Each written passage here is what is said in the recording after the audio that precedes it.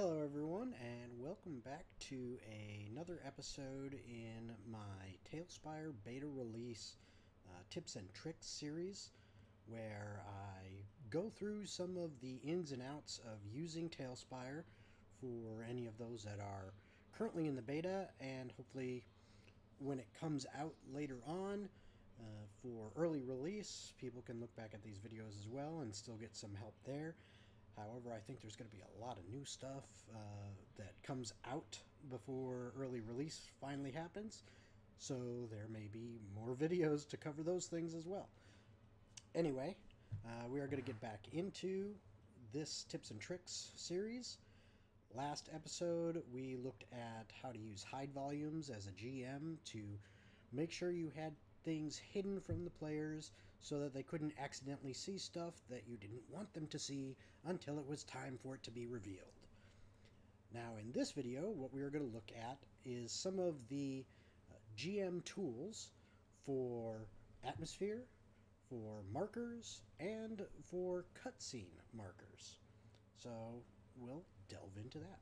So I'm going to go ahead and hit begin, and I'm going to go to my test campaign once again and hit play. Now once this loads up, we are once again in the test campaign, and here I can see my friendly little druid icon sitting there waiting to go and take a look at this building. Well, when this druid gets here, I actually want him to focus on a certain area of the map. So the very first thing I'm going to do is I'm going to put down a marker block, because perhaps I brought this druid mini in that's assigned to a player, and the mini is sitting way the heck over here somewhere near the edge of the board, and I actually want that player to focus in right here as kind of the center of their map and what they see. So I'm going to create a marker. There's two ways I can do this. One, I can come over down to the lower right section of my screen, and I see there is this place marker block icon. I can click on that, and that's going to open up what's called my GM overlay. Okay, I just call it the GM tools, but it's GM overlay. So I've got this marker. Now I can place this marker on the map, and with this marker, when I am in my GM overlay, I can right click and say fetch all players. What that will do, notice it didn't do anything here in this screen, but what that will do for my players, if they are logged in and on this map with me, it will adjust their screen to bring them over to this point and focus their attention on this view of the screen. It does not move their minis over, but it does focus their attention on it. So I didn't see anything in my GM screen because I'm already in the area that I want to see. So when I say fetch all players, it's going to just bring their screen over to here. Now, the other way I can get into this is by hitting the tab button on my keyboard. That opens up your GM overlay. And in my GM overlay, I have icons down here at the bottom. As we saw in the last video, this icon here is for my hide volumes. Okay, so edit my hide volumes. Okay, and then I have my main overlay icon here that's saying just looking at the overlay. And then I have these three in the middle. These are my different blocks that I can place. So this is another place where I can grab a marker block right from here, so I can place it where I want. Okay.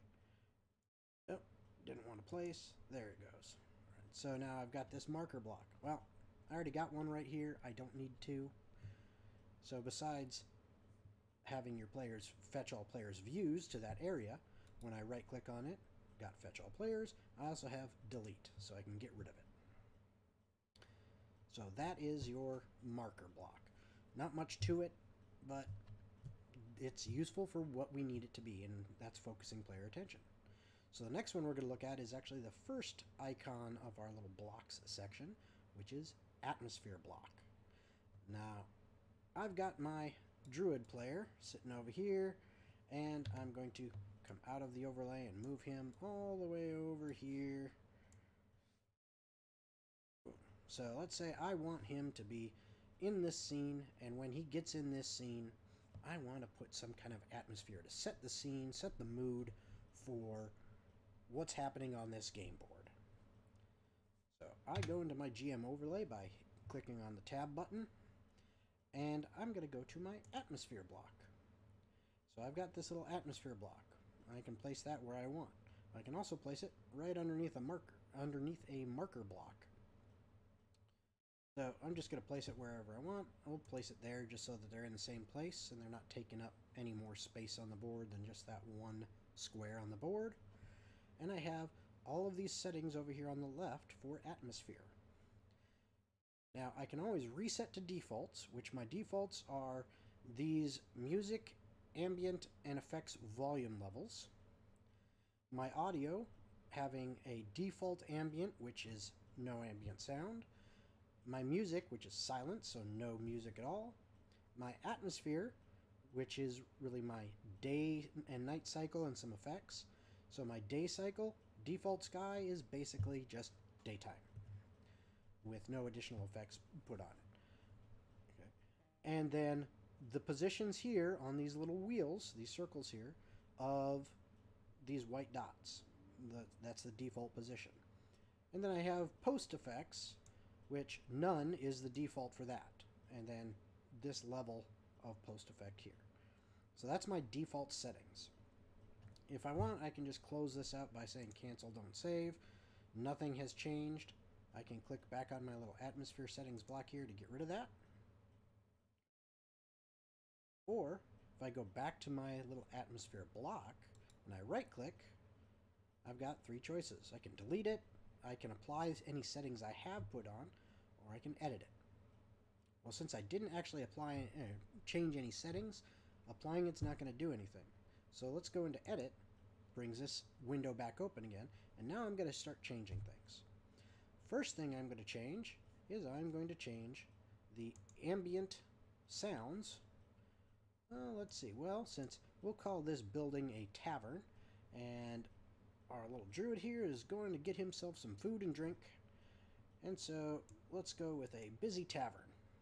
Now, that may be quite loud, so I'm going to reduce the volume here on the ambient sounds so that it is not so overwhelming. Then, I've got music. Well, I want something kind of fun and entertaining. It's a tavern, so I can go through all my different music choices, which I've got quite a few in here. I'm going to go with this Bardic Jam.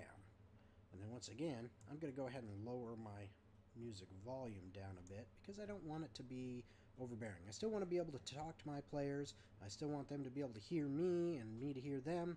And if I'm, doing this over the internet with, maybe streaming it, which is what I will be doing with my games, then I don't want anyone watching to, have all our voices drowned out by the sound effects and everything. They should be there so that they enhance the situation, not overwhelm it. I can also change the effects volume. So like when I move my mini around, it kind of makes every time you move it a space, it makes a little thump sound. Well, I can change the effects of that. You can also, which we're going to show in a later video, actually attack other minis. And I'm going to, there's an effects with sound with that, so you can change the effects volume here. So I've added my audio that I want. So right now you should be hearing that. Okay, this tavern busy background effect, the ambient noise, and then the music. Well, I'm going to change the day and night cycle now because, well, this druid who's going to the tavern, he's going in the evening. So I'm going to take it from default sky to darkness, okay, because it is nighttime. Well, what can I do with this now? Well, I've got these two circles, which is kind of, with the white dots, it's kind of a wheel. You can move around it to adjust certain things. Here, I'm kind of adjusting the position of where whatever light there is coming from, or if it exists at all. And then here, I'm also changing like the angles on where things come from. It's kind of hard to see when it's dark. Okay, so let's go back to the daytime. Well, let's say I want to have a nice bright sunny day. Okay, well, this is pretty bright day, but I want it to indicate that this is clearly the evening. Well, let's say the top of my screen here is heading towards the north, the bottom is heading towards the south, so the right is to the east and the left is to the west. And if my game world has the sun rising in the east and setting in the west, and it is now evening time but not quite full dark, I might want that sun to be over in the west and casting my shadows towards the east. So I can now move the angle of where that sun is coming from. So, alright, that would be heading the shadow going towards the east, so that's clearly showing my sun is over in the west. And then I can adjust basically the height of the sun, and you can see how the shadows lengthen, and it's getting on towards evening. Now I'm kind of setting a scene here with this. So now I've got some post effects, okay? But before we get to that, notice there's also one other choice here, green slump. Okay, that adjusts the ambient light to a different variety. I haven't played with this one too much, but honestly, I like the default sky and the darkness the most so far. However, once I start playing with my players, and maybe if they go into a graveyard, it might have more of that kind of greenish hue to it. We'll see. But now I have some post effects, which there are none, and then there are 4 other choices. Bleach, greens, isolated red, and warm. So I can make adjustments here. So with bleach, if I put that bleach effect in, and then I can use the slider bar to kind of change it. Well, in my mind, the nights are kind of a little bit drearier and a little darker. So I might adjust this to make sure I've got what I feel is kind of a cool or cooler look to the atmosphere. Or I could go with greens. Once again, I can adjust the amount of greens. Maybe it's more of a kind of a mystery, or dealing with undead, or something that, evokes green. I can adjust and put that in there. Isolated reds. Again, now this is looking more like a kind of a Sin City sepia tone type thing. This, I like this look. This one's pretty good. So why don't we go for this for the evening, late evening, right before this druid is heading into the bar. And he's got these sights and sounds. Now, all of this that I'm doing is in this atmosphere block. I have not actually put any of that atmosphere in the game for my players to see. They are currently still seeing the default setting, and therefore it's a bright sunny day. Everything's at default, which means no music, no ambient noise, nothing. So that's what they are seeing. So my first step is I need to save and close this. Okay. Now, I can, if you notice, once I save and close, all these settings over here have gone to default. So in order to apply these settings to my game board again, okay, if I applied this right here, it is just my default settings, which if you look right now, that's where I'm currently at anyway. So I can go ahead and close this up here at my atmosphere settings. Now, when my druid arrives on scene, I fetch him to this location so that he can see, I'm in front of this bar. And then I right click on my atmosphere block and I apply the settings. He will now have the ambient sounds, the music, and this lighting scheme that I have created. And he is now in this scene. It is much more immersive. I just kind of love how this works. Now, this is not the only thing I can do. There is one more block that you can use. It is called a cutscene block. So if I click on this, I now have this cutscene block, which once again I am just going to place this under here. That's save in space. And when I place a cutscene block, if you'll notice at the top of the screen, I've got these 3 buttons up here. There's exploration mode, turn-based mode, which we'll get into that in a later video, and then cutscene mode. It automatically places me in cutscene mode. And one nice thing about cutscene mode is when you are in it, your players cannot do anything, so you are bringing their attention to what you want to show them, and they can't meander off and run away from it and ignore it. Now, with this cutscene block, I want to put some kind of view of what's going on in front of them. So I'm basically going to be grabbing a screenshot of my choice. So I'm going to go ahead over here, and I'm going to say, I want my players to see this section of the tavern, and there's all these people in here partying, having a good time, enjoying themselves. So I could choose, yep, this is what they're looking at. So I go ahead and grab a shot of this. Now, because I'm in GM overlay mode, I can see these things in red, which in my last video we talked about indicates that I have hidden those volumes. So the players will not see that stuff. So if I wanted to grab a screenshot where they could see something, I would have to go and unhide that stuff. So what I'm going to do here is I'm going to exit out of cutscene mode. I'm not even going to save that shot. By going to exploration mode, I'm going to go back to my edit hide volumes, right click on the volume I want to show, there it is, and back to my lovely magnifying glass here for my regular GM overlay stuff. I'm going to come back to my cutscene block, and I'm going to open it.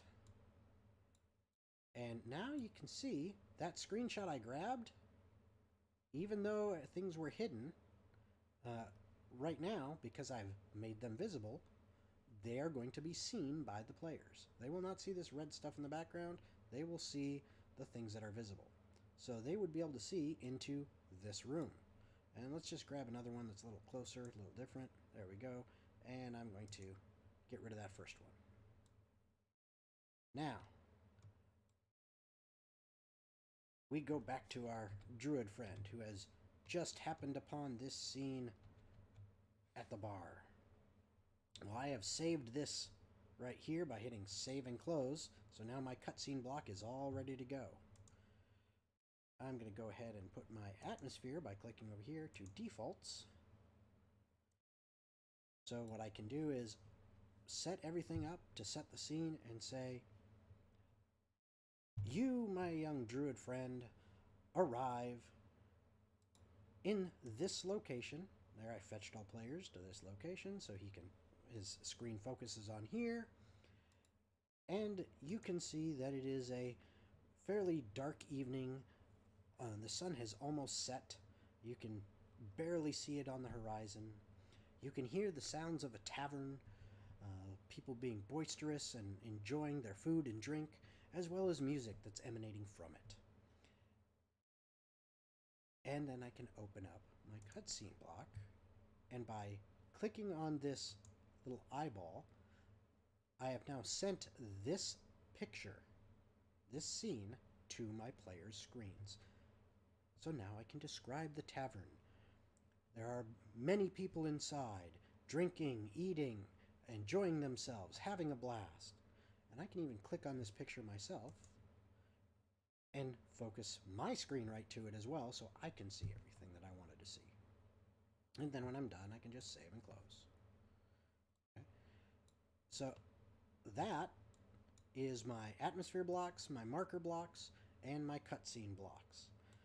If you have any questions on this, if anything was confusing, you're not sure exactly what I did by looking back through the video, please feel free to write in the comments that you were confused about a certain thing, ask questions about it, and I can, hopefully respond to you in comments to clear things up.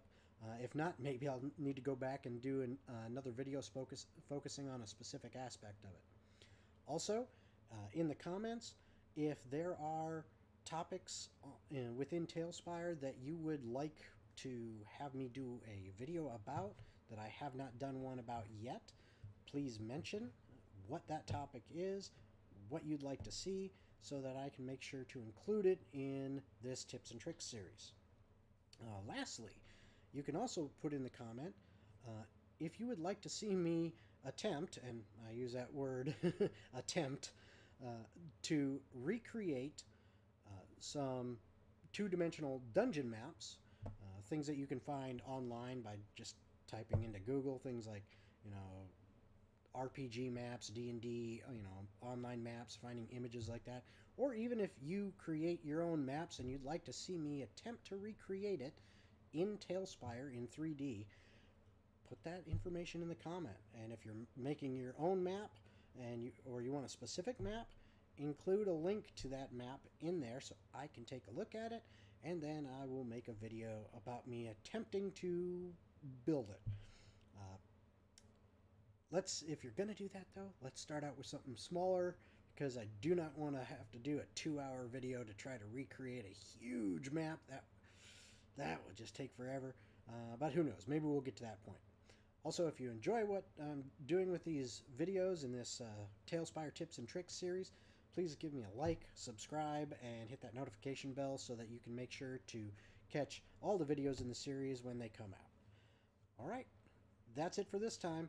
Next time, we will be looking at some other things. I haven't decided exactly yet, but that video should be out relatively soon. So I hope to see you there. Bye, everyone.